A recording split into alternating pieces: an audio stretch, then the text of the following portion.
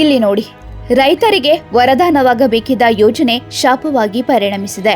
ಹೌದು, ಕಾಗವಾಡ ಮತಕ್ಷೇತ್ರದ ಬರಪೀಡಿತ ಭಾಗದ ರೈತರ ಕನಸಿನ ಬಹುನಿರೀಕ್ಷಿತ ಖೇಳೆಗಾವ ಬಸವೇಶ್ವರ ಏತ ನೀರಾವರಿ ಮೊದಲ ಹಂತದ ಕಾಮಗಾರಿ ಕಳೆದ 2 ತಿಂಗಳಿಂದ ಪ್ರಾರಂಭಗೊಂಡಿತ್ತು. ಇದರಿಂದ ಅನ್ನದಾತರ ಮೊಗದಲ್ಲಿ ಮಂದಹಾಸ ಮೂಡಿಸಿತ್ತು. ಆದರೆ ಈಗ ಕೆಂಪವಾಡ ಗ್ರಾಮದ ಹತ್ತಿರ ಮೇನ್ ಪೈಪ್ಲೈನ್ ಒಡೆದು ರೈತರು ಹುಲುಸಾಗಿ ಬೆಳೆದ 25 ಎಕರೆ ಜಮೀನಿನಲ್ಲಿ ನೀರು ನುಗ್ಗಿ ನಷ್ಟವಾಗಿದೆ.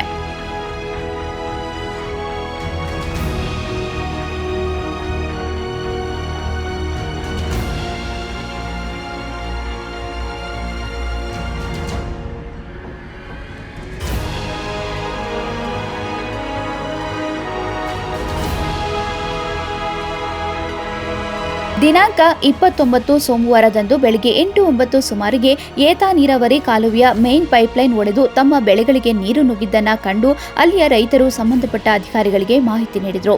ಆದರೆ ಯಾವ ಅಧಿಕಾರಿಗಳು ಅದಕ್ಕೆ ಸ್ಪಂದಿಸಿಲ್ಲ. ತಾವು ಕಷ್ಟಪಟ್ಟು ಬೆಳೆದ ಬೆಳೆಯು ತಮ್ಮ ಕಣ್ಣ ಮುಂದೆ ಹಾಳಾಗುತ್ತಿರುವುದನ್ನ ಕಂಡ ರೈತ ತಮ್ಮ ಅಳಲನ್ನ ತೋಡಿಕೊಂಡಿದ್ದಾರೆ.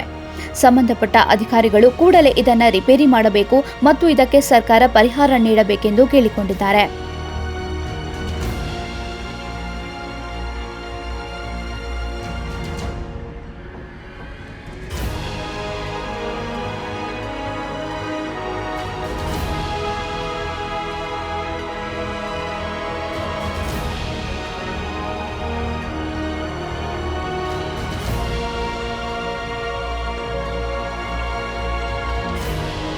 ವಿಠಲ ಬಂಡಗರ, ಮಾಯಪ್ಪ ಬಂಡಗರ, ಅಮಸಿದ್ದ ಬಂಡಗರ, ನೀಲಕಂಠ ಬಂಡಗರ, ನಿಂಗಪ್ಪ ಬಂಡಗರ, ಬಾಳು ಬಂಡಗರ, ಮಹದೇವ ಬಂಡಗರ, ಕಲ್ಲಪ್ಪ ಬಂಡಗರ, ಅಮಸಿದ್ದ ಬಂಡಗರ, ಲಕ್ಷ್ಮಣ ಲಂಗೋಟಿ, ಮಯೂರೇಶ್ ಬಂಡಗರ ಸೇರಿದಂತೆ ಅನೇಕ ರೈತರ ಬೆಳೆಗಳಿಗೆ ನೀರು ನುಗ್ಗಿ ಅಪಾರ ಪ್ರಮಾಣದ ನಷ್ಟವಾಗಿದೆ.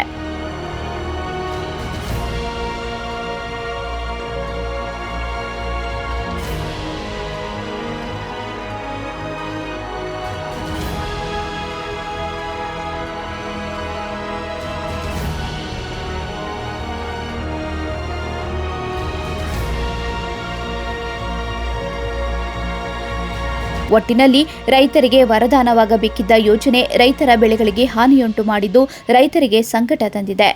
ಸುಮಾರು 8 ವರ್ಷಗಳಿಂದ ಕುಂಟುತ್ತಾ ಸಾಗಿದ ಬಸವೇಶ್ವರ ಏತ ನೀರಾವರಿ ಯೋಜನೆ ಗಡಿಭಾಗದ ರೈತರಿಗೆ ಇನ್ನೇನು ನೀರು ಬಂತು ಅನ್ನುವಷ್ಟರಲ್ಲಿ ಮತ್ತೆ ಪೈಪ್ಲೈನ್ ಒಡೆದು ಆತಂಕ ಹುಟ್ಟಿಸಿದೆ.